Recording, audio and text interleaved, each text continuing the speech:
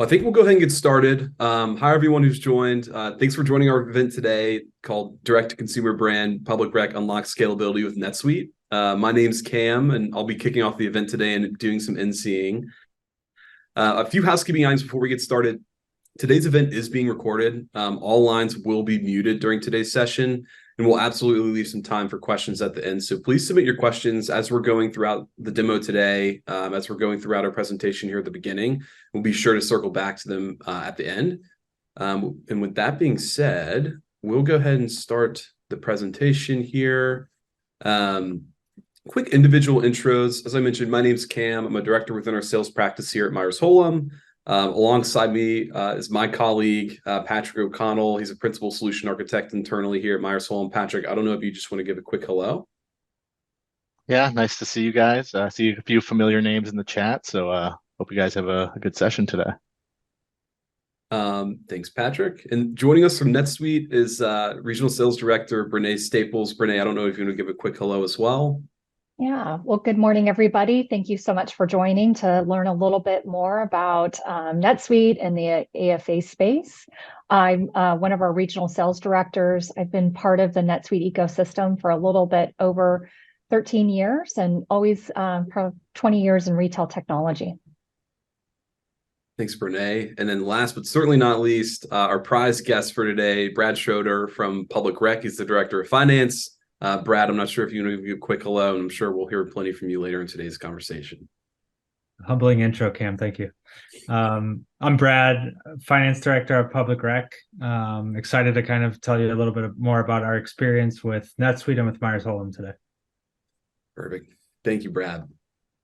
Quick agenda. We've gone through some individual introductions, but we'll certainly go through some introductions of who Public Rec is, who NetSuite and Myers-Holum are. Ultimately, we'll move into how Public Rec is leveraging NetSuite and how they worked with Myers-Holum. And Patrick will walk us through a demo that we've replicated, really a Public Rec's instance, and we'll round things out with some questions. Brad, I don't know if you want to give a quick just introduction to who Public Rec is, where you guys kind of fit into the AFA space, and your growth story over the last few years would be great for the context. Sure. Yeah, so we're Public Rec. The brand was founded in 2015. Our founder actually launched it on Kickstarter with the All Day Everyday Pant. He can tell the story better than I can, but I think he was struggling to find sweatpants that actually fit. I think he may have even worn his mom's sweatpants for a bit because they were more tailored.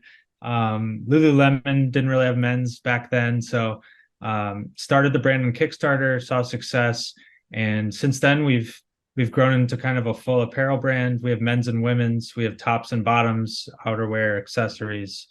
We've been growing pretty rapidly, 30% year over year the last few years.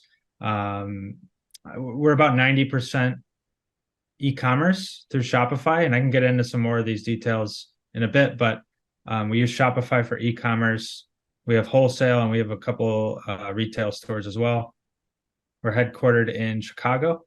And we've recently gone live on NetSuite with the help of Myers-Holum in September. Perfect.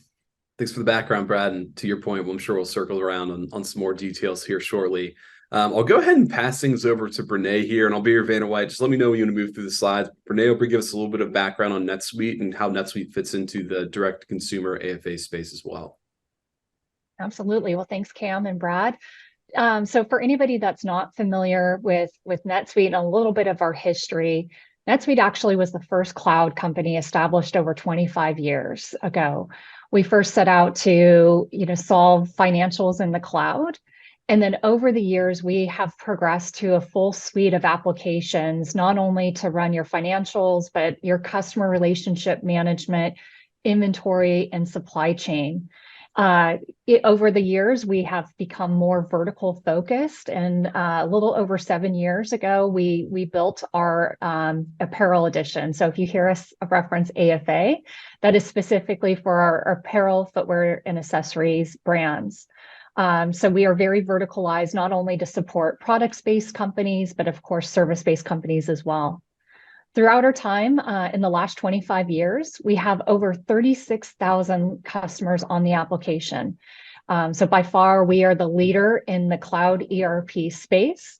All of our customers are on the same version of the application in a multi-tenant cloud experience. And the benefits for our customer are really to enable the breadth of the customer engagement we have. So we have a very robust ecosystem of partners and third-party solutions that integrate to NetSuite to really help a business scale from anywhere from a startup to companies in the Fortune 500. Over the years, NetSuite has experienced record growth, 30% year over year, and a little over 20,000 employees that support the NetSuite application. As you think about NetSuite, it's an application to run your entire business. So a NetSuite at the foundation is a financial management application, but it's really curated to run every aspect of your business. So if you think about customer engagement, we have applications specifically for customer relationship management, whether that customer is direct to consumer or wholesale company. And from there, we have point of sale options and point of sale connectors, e-commerce options, B2B e-commerce solutions, and of course, our configure price quote solution built in the NetSuite platform. From there, powering the seamless customer experience is around inventory management and supply chain. So NetSuite is a single solution to drive inventory regardless of channel and different locations within your ecosystem. And of course, we have capabilities for warehouse management and supply chain allocation. And then in the back end, we really have, we're really leveraging our employees and employee success. So we have different options for HR, payroll services within the suite. And then finally, our core foundation being financials. So a world best-in-class solution, not only to drive multiple subsidiaries, multiple companies in a single application, multiple countries. We have a solution that helps scale to the most sophisticated financial requirements, whether it's getting into planning and budgeting, revenue allocation, and of course, all the multiple subsidiary and currency capabilities of the platform. And Cam, next slide. And then what we're going to be highlighting today is specifically our apparel, footwear, and accessories edition. So as I mentioned earlier in the introduction, NetSuite has not only taken the suite of the applications, but we have verticalized our apparel edition. And what that means is we've delivered functional requirements that we've interviewed over the years with our customers in this space to deliver a best-in-class solution around direct-to-consumer and B2B customer management, advanced inventory management, merchandise hierarchies, and demand planning. So as you think about this graphic here, we're really driving all the different ways a retail brand wants to engage with their clients. So that could be multiple marketplaces. It can be EDI and B2B relationships within the application. And then, of course, your e-commerce experience in your retail stores, all delivered in a single platform with the customer at the heart of the foundation of the platform. And then as you think we progress to the back office, we are focused on not only seamless financial management, but of course, inventory control and everything powered to deliver a complex solution for a retail brand. And the benefit of NetSuite being cloud is we can then expose out capabilities for 3PLs, warehouse management, and your manufacturers all to collaborate on a single platform. Perfect. Thank you, Brenee. Mm-hmm. To move into just a quick background on Myers-Holum. Myers-Holum's actually been around for a little bit over 40 years. We've been specifically implementing NetSuite for the last about 10 years or so. Really, our core services, we've mainly focused on NetSuite end-to-end implementations, which is what we worked with on Brad and their team. But we also have a really large system integration practice as well as app development as well. So this past year at SuiteWorld last month, we were awarded the 2023 Alliance Partner of the Year. We've accumulated over 2,500 clients here really over the past 10 years solely within the NetSuite ecosystem. So Patrick, I'll go ahead and hand things over to you just to give a quick background on how you scoped out the public rec project in and of itself, and then let me know when you'd like to talk a little bit about your demo diagram, and then I'll pass you the ball. Perfect. Thanks, Cam. So we look at this slide and we think about the conversations that Brad and I had, 8 months ago, 9 months ago at this point. Some of the challenges that he articulated to us are things that we see very commonly across many prospects. So having control over access is being big one of them. A lot of our clients come from QuickBooks, really no control whatsoever. NetSuite, to Brenee's point, is a best-in-class financial system. A lot of publicly traded companies that are using the platform and therefore come under stringent requirements from SOX and require role-based permissioning. So that is a core, table stakes opportunity for us to be successful. When we look at the more sophisticated usage of NetSuite, when working with Brad and his team, they are a digital first company, right? So when we think of that, and I hear those conversations with Brad, it's really a heavy integration project. So realistically, the transactions that you're going to see in the demonstration shortly are not things that are being manually keyed into the actual application. These are all representative objects and transactions and records within NetSuite that are all being facilitated by being created, updated through the API. So I think it's a very important distinction. When we see a lot of these direct consumer brands that are heavy e-commerce, the project is very often a large integration project as much as it is an ERP project. But NetSuite and its capabilities of being a SaaS product, of having all the APIs available to facilitate information exchange, make it like the best in class for helping these types of companies. So I think at this point, Cam, we can transition into the diagram.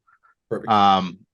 Now, this may be a little hard to see, and this is pretty simplistic. This is not inclusive of all the different channels that that Public Rec offers. But what we're going to cover today in the demonstration is, as I mentioned, it's going through the different records that are created, and we see typical e-commerce flows. So the first thing we're going to talk about is customer placing an order. How does that represent itself in NetSuite? How do we apply the cash that is accepted on processing that order and allow it to tie out later down the line with recognizing revenue and closing out the transaction loop? The third column that you see is really outside of NetSuite as a system, but it's how a 3PL or third-party logistics provider would ship product and transmit information back to NetSuite so we can record our decrement and inventory, record the cost of goods sold, and pass on tracking information back to the more customer experience layer on the e-commerce side. So I think without further ado, I'll begin sharing my screen. I'll walk us through this scenario. Just bear with me here.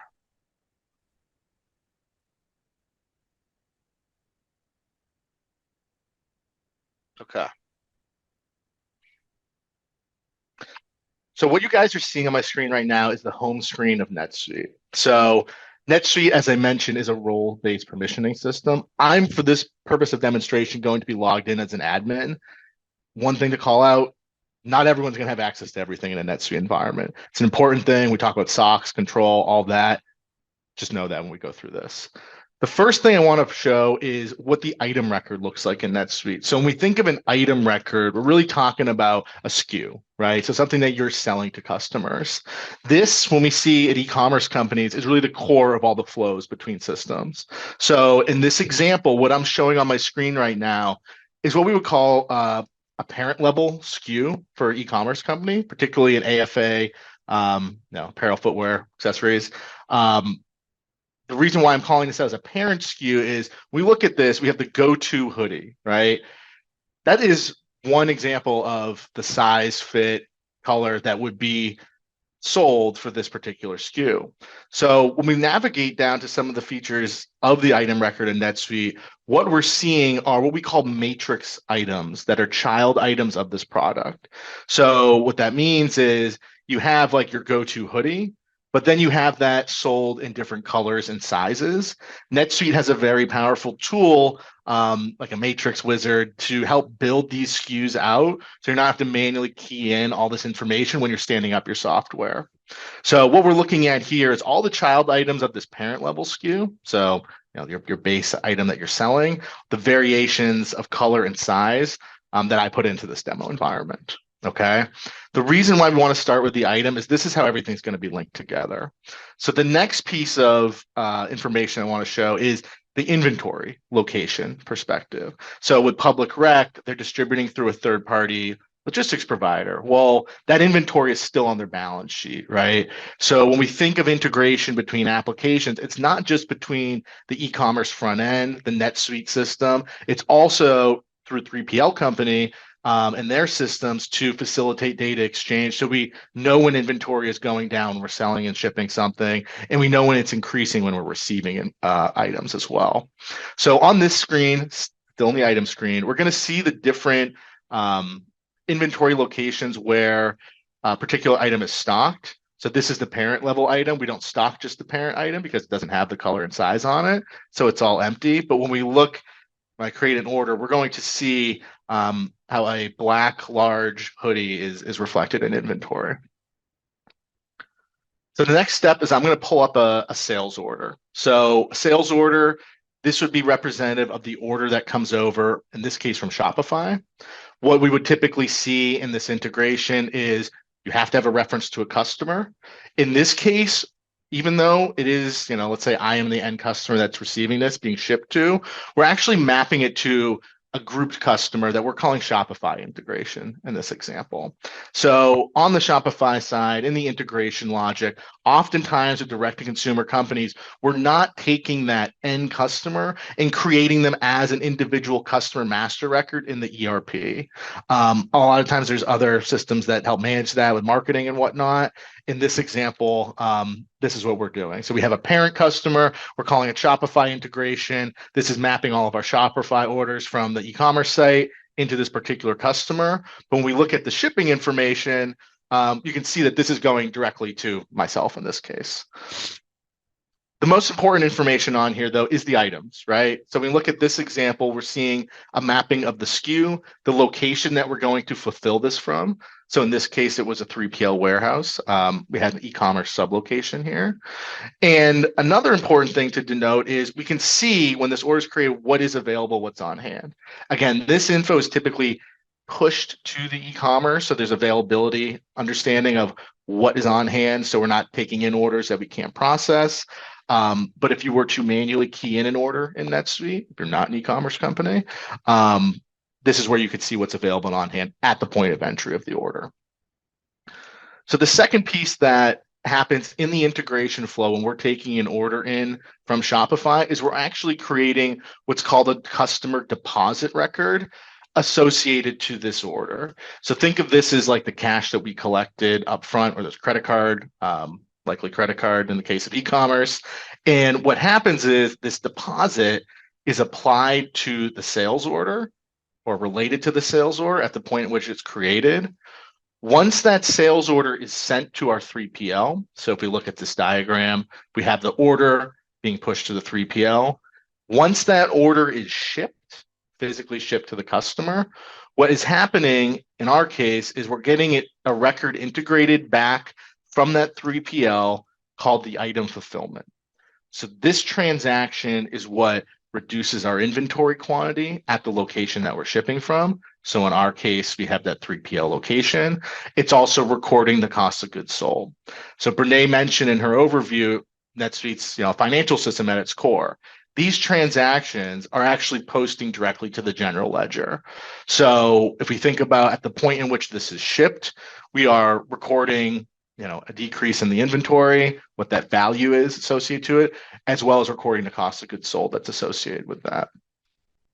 Additionally, what we're indicating on here is the tracking information. So typically we would have the 3PL, they're the ones doing the shipping, they send back that tracking number. This info and this item fulfillment record are actually then being sent back to Shopify and represented as a fulfillment tracking record, whatever it's called on their end. This gives a customer such as yourselves, when I actually bought this hoodie from Public Rec, I got the order number sent to my email, I got the tracking information after it was shipped. It is effectively this flow that's all happening in the background. But from the customer perspective, you would see what you would typically see when you're buying something from e-commerce and that experience you're anticipating. The last thing I wanted to show is what the invoice record looks like. So invoicing in NetSuite, is something that can be done typically on terms, customers, right? For our, though, what we're doing is when we're creating that sales order and that deposit, once that sales order has been fulfilled fully, we're then at the point where we want to close it out and record revenue. So what ends up happening is because we had that deposit associated with the sales order, when we have our automated billing process running to basically say, bill all of the sales orders that have been fulfilled today, as an example, it's actually taking that deposit and it's applying it directly to this invoice automatically in the background. So when we look at this diagram again, the different transactions that are happening here, we initially have the order being placed. That's being mapped to, call it, generic Shopify customer. At that same point, once that's created, we're applying that deposit to represent the cash that we've collected. And then from there, we're then processing the sales order at the 3PL. Once they ship that, that is then sending an item fulfillment record, marking it as shipped in NetSuite, associating the tracking information in NetSuite, which is then in turn passing back to the e-commerce front end in Shopify so the customer can see the tracking. In the back office, we have this billing run that automatically runs daily, hourly, however often you want that, to take those deposits and apply those to that related invoice that came from the order that was then shipped. So again, this is a very high level. This is not encompassing of everything from an order to cash perspective. There's things like refunds that probably are its own call in and of itself. But when we think of a basic flow of customer ordering, fulfillment, and passing that information back through that chain, this is typically what we see for direct-to-consumer customers. Some of which, though, are shipping themselves, where you might have your own WMS. The same type of logic applies, though, from the same objects being used. It's just a different application in this case with a 3PL. So that is my very high-level overview of a direct-to-consumer order processing. Again, the most important thing to note is these transactions are not being created manually by me. For the sake of the demo, I did do this ahead of time, but you need to imagine that all of this is being created through the backend, through the APIs that NetSuite offers, so that a user such as Brad can open up NetSuite, see all these transactions, and have insights into the operations of the business without having to hand key in different transaction records. All right, so Cam, I think I'll turn it back to you. Perfect. Sounds great. Thanks, Patrick. I'll share my screen just with this last slide here, but really the remaining time that we have here is going to be mostly geared towards asking Brad some questions regarding why they initially evaluated NetSuite, how their implementation experience was, etc. Brenee, I'll go ahead and kick things over to you. I think you have a couple preliminary questions just to get the ball rolling here with Brad, and then we'll take it from there. Absolutely. Well, thank you, Patrick. Great demo. And Brad, I just wanted to, I think, everybody's so interested to hear what your perspective is. What did public rec look like before NetSuite, solve some of the problems with the applications that you're running? Oh, Brad, you're on mute. That would help, wouldn't it? So I started back in 2020. I was the 9th employee at Public Rec. We were on QuickBooks. We had just moved to QuickBooks, using Excel, using Shopify. Really, I kind of evaluated NetSuite the last few years, until kind of finally pulling the trigger in 2023. Basically, we were using so we use Shopify for our e-commerce. We've used QuickBooks for accounting. We have a 3PL that we were using the WMS for, though we never really had a dedicated inventory management system. Like I think a Trade Gecko or a Scoobana, something like that. We've never really had that. All is to say we've used Excel for pretty much everything else. And email. So a lot of passing things between email, Excel, Slack. That's kind of what we had looked like until making the decision to go with NetSuite.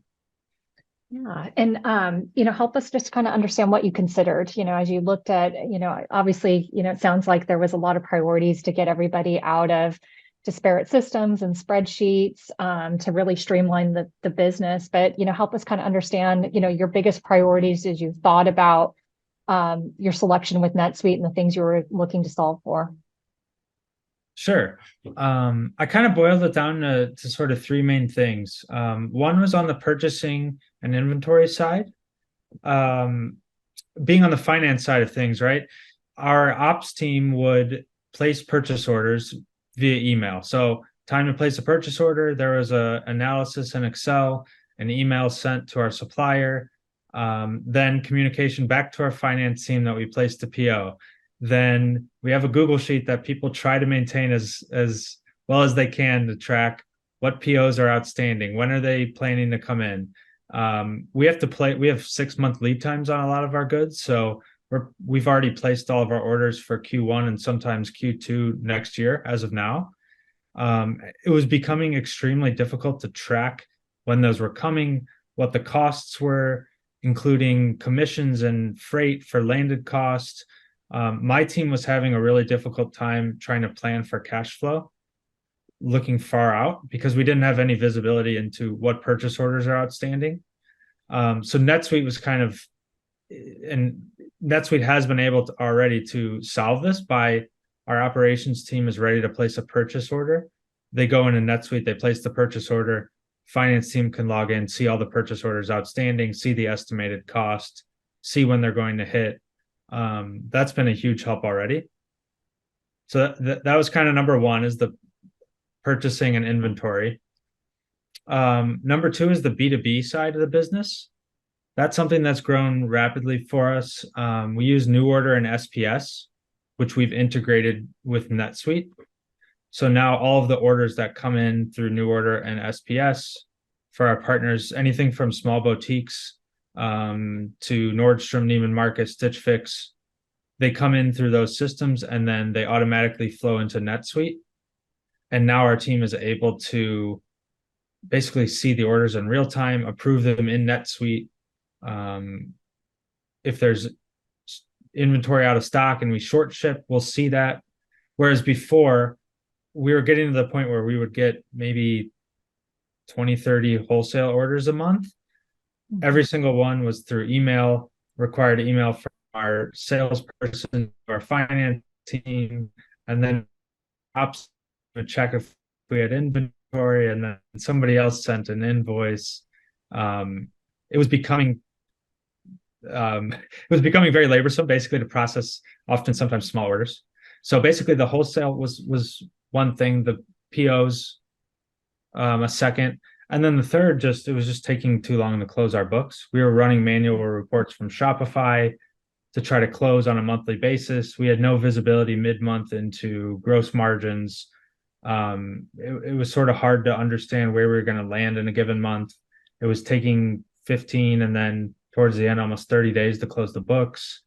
Whereas now all the orders, as Patrick showed, are flowing in live, and we can basically check and kind of have a snapshot, right, of how things are looking pretty much live to date.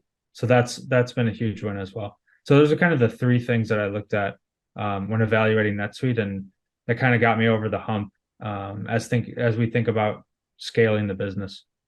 Yeah, absolutely. And, Patrick made the point too, knowing that the business is digitally native, but you do have wholesale, you have multiple integrations that are coming into NetSuite, and just the sheer checking of inventory to get to your 3PL and knowing if you could commit an order. I can't imagine, how much of the days were kind of spent tracking things manually and making sure no one overrode a spreadsheet. So no, it's really exciting to hear. What about some of the reporting capabilities? Anything that has been really eye-opening with getting everything into a single solution? What are some of your favorite reports you're digging into in your day-to-day process now? Yeah, I think just having the 3PL and inventory paired with the sales from Shopify all in NetSuite gives us the ability to look at gross margin, and specifically to use like a weighted average cost, landed cost specifically, which includes freight and commission. Before it was like we could see sales in Shopify, we could see inventory in our 3PL. Now we can see, okay, hey, we ran a promo for a week on this product. I can go in, there's a report called Inventory Profitability Report, I believe, in NetSuite. I can run that report. I can say, hey, for this week, oh, actually our margin was 60% on these pants versus normally it's 75%. That's been huge to be able to sort of make decisions of, do we want to run a promo? How did it perform? And then just generally speaking, having everybody be able to log in NetSuite and see the same reports, I think sounds basic, but is a huge win. Before it was sort of finance team logs into QuickBooks and runs a report, and then somebody else checks new order to see our B2B sales, and somebody compares it to Shopify. And now we can sort of just align on, hey, we were using the inventory profitability report, for example. We're all going to log in. My ops team, my wholesale team, our chief of staff, our CEO has access, and they can log in and pull the report, and we're all seeing the same data. So that's been a huge win. Right. No, absolutely. Getting that visibility, not only for inventory, but cost. I can't imagine with the disparate systems, how difficult it would be to track a landed cost to get your profitability on products. So no, it's really great to hear that we didn't do it. So oh, okay. Yeah. Well, there you go. Yeah. That may have been a little easier. But oh, great. Well, I want to include Patrick in this conversation, just knowing the number of integrations and obviously the automation that we were pulling in to solve this single ecosystem of, very complementary partners in the AFA space. Anything to highlight, anything that you want to collaborate with Brad on as we think about the integration and the ultimately go live. And then I'll queue you guys up for anything kind of future state you guys are working on together. Yeah, I mean, I think there's just when we get into conversations, like even ones Brad and I didn't have, right? The conversations we had are more focused on like that functional flow that I walked through. But in reality, the devil's in the detail, right? So some things that I'm sure Brad encountered and with our team that he worked with, you think of like cutoffs, right? So order cancellations as an example. Well, when you're working with a 3PL, sometimes they have a cutoff time, right? In which they need to be notified of which something is canceled. And if you have integrations that maybe run on a periodic basis, asynchronously, that is something you got to factor in, right? Because you might send the cancellation after it's already been shipped out. It's too late. But Brad, I'm curious, like, are there any other examples that you guys ran across, like, whether it's related to refunds, I know is something that is always a fun topic to get into. But even just working with the 3PL and keeping them in the loop and how things need to flow. Any other challenges you came across that people should be aware of? Sure. I mean, the devil's in the details, I think is definitely the right phrase there. There's certain things came up for HTS codes and duties, for example, created a little bit of complexity. Just sort of how our 3PL is set up versus maybe some others that we tried the standard receipt, what's it called? The inbound shipment, I think. Like we used the standard one, but we realized with our 3PL that we actually need the HTS code on it or it's not going to be accepted, was an example. Another is on the customer deposit side. So kind of that order to cash flow that Patrick showed. We allow gift card payments, and we realize some customers will pay part gift card and part credit card or PayPal or something. And so we had to make sure we captured a flow where if it's part, it gets captured. Part of that hits gift cards liability, part of it hits the undeposited funds for that payment processor. Those are just a couple examples of like working with the integrations to make sure we're sort of capturing these edge cases. The cancellations was another one that Patrick mentioned. We have an hour delay, I believe. And so there was a lot of us trying to figure out, do we want to allow cancellations, modifications to an order? So an order comes in, do we want to log into our 3PL and see if it's modifiable? And if so, is that going to push that information back to NetSuite to cancel the order?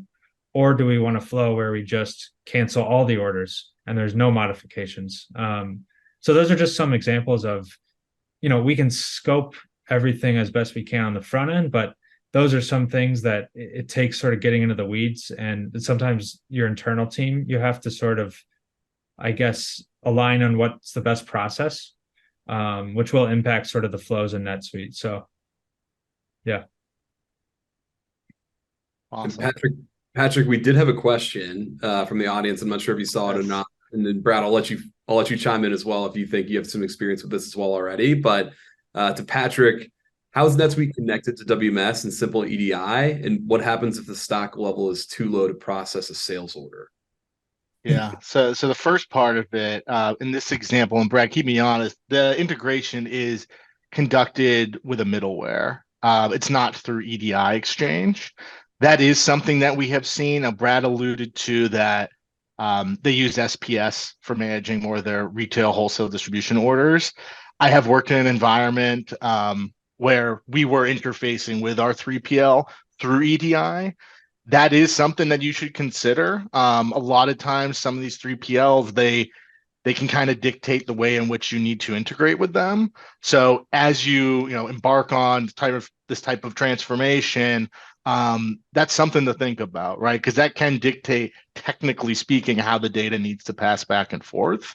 When we talk about stock levels being too low to process a sales order, great question. So I'm not sure how Public Rec set up that, but that is like an exception handling flow that maybe you let it go on back order until that gets replenished. Or if there is sometimes it gets out of sync, right? If there's stuff that they moved out that's showing an inventory that's not physically there, sometimes you have to communicate directly with the 3PL, even offline. So that's something that we'd have to work through with any customer in terms of how they want to handle back orders, but that's super common. So it's a very good question from Maciek there. Appreciate that. Of course. And then another question that we got, I don't know, Brenee, if you want to take this one and speak a little bit to what NetSuite is doing sort of in the AI space, what we have coming up on the docket. I know SuiteRoll was just a month ago. Absolutely. It's so exciting to see all the capabilities that are coming out with AI. And NetSuite being part of Oracle, we were acquired by Oracle about 6 years ago. We really have the power of the infrastructure and the Oracle cloud to help deliver a lot of experience in AI and machine learning. So immediately, we have capabilities that we utilize AI and machine learning. If we look at kind of reconciling payments and suggested reconciling payments, also capabilities with supply chain. So looking at potential out of stocks and scenarios there.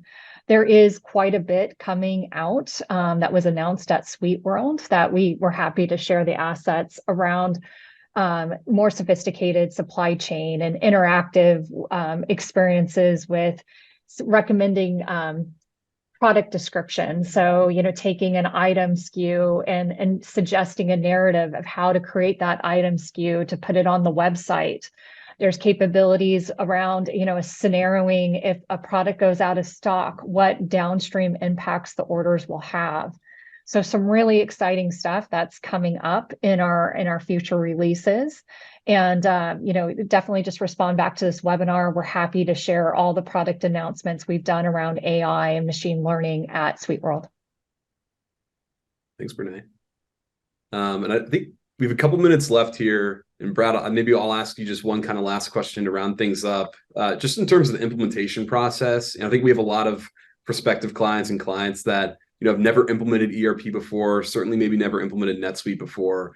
Is there anything to call out that you experienced that maybe was a surprise, maybe a good surprise or a bad surprise, but just something that you hadn't expected or anything along those lines? Yeah, I think the biggest challenge was just trying to solve for problems that we hadn't yet incurred in NetSuite. And what I mean by that is, on our team specifically, we actually didn't have anyone with NetSuite experience. So we were sort of trying to answer questions about how we wanted it set up that were sort of hard to have the foresight into. And MHI was able to help quite a bit with that.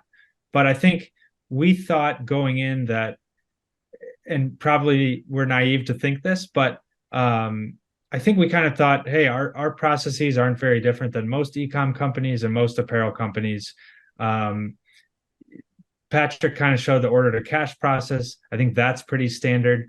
So I think we kind of just expected, hey, we'd implement, we'd kind of use the out of the box solution that all the other e-com companies use, and we'll be good to go. While that is true in some aspects of the implementation, I think we probably underestimated how custom we are in certain areas. And that just goes way down into the weeds of how do we treat cancellations? How do we treat refunds? When do we record refunds? Do we allow different merchant processors? Where is our 3PL located? Do we have more than one 3PL? All of these things they're not going to be the same for every single e-com apparel company. And I think we thought, hey, nothing about us is super unique. And while that may be true, there's no two companies alike. Nobody has the exact same integrations and processes as we do. And I think that just added a layer of complexity that maybe we weren't prepared for at the beginning, but through MHI's expertise have been able to navigate. That would just sort of be, I think, the biggest surprise from kind of at the beginning versus now. Makes sense. Maybe we should have renamed the webinar "The Devil's in the Details." Well, great. No, I appreciate that, and thank you, Brad. But Brenee, Patrick, any lasting questions from you all as we kind of round out our time here today? Yeah, I'll ask Brad a final question. Anything on the horizon that, from a technology standpoint or a business standpoint, that you're excited about that you feel like wouldn't have been possible before NetSuite? Is there any new initiatives or anything that you guys are thinking about that you're excited that NetSuite could potentially solve for you? Yeah, I mean, I think a lot of it is automating things, which kind of is giving us capability to focus on more strategic direction. One of those is EDI with our new supplier. So we've always been used to sort of placing purchase orders just via email. We are using SPS, and we're in progress of being able to actually place a purchase order in NetSuite and have it automatically transmitted to our supplier, which will be great. And just kind of having that automation, I think on a broader level will allow us, if we want to add new suppliers, as we expand our network, will allow us that automation, and we'll streamline kind of that process versus the way we were doing it before. I think as we added new suppliers, it got messier and more complex. And I think there was sort of a level of a breaking point. Whereas now that's like set up to be able to expand that network, and still have capacity to do so. And then the other piece is kind of similar, but on the freight side, integrating Flexport, which we use for freight, into NetSuite is a next step for us, which will give us visibility into when our freight is arriving, and specifically will give sort of our marketing and email team visibility into, hey, we are launching this product next week. Is it going to be in time? They can actually log in and look in Flexport, or look in NetSuite, which will be connected to Flexport, to kind of see that, which I think will just be huge as we continue launching new products, and growing the business. Great. Well, thank you, Brad. Thanks, Brad. Well, I think that puts us just about perfectly at time here. And thank you everyone for joining, and thanks for the great questions. We'll certainly be publishing this for on demand on our website and our YouTube page. If anyone on here has any further questions, feel free to reach out to us directly. I think our contact information you should have received when you registered for the webinar. Last but not least, special thanks to Brenee and Brad for joining us here today. A lot of insightful information, and we're looking forward to working with you all down the road. With that being said, we'll go ahead and close this out. And I hope everyone has a great rest of their Wednesday. Perfect. Thank you, everyone. Thank you all so much. See you soon.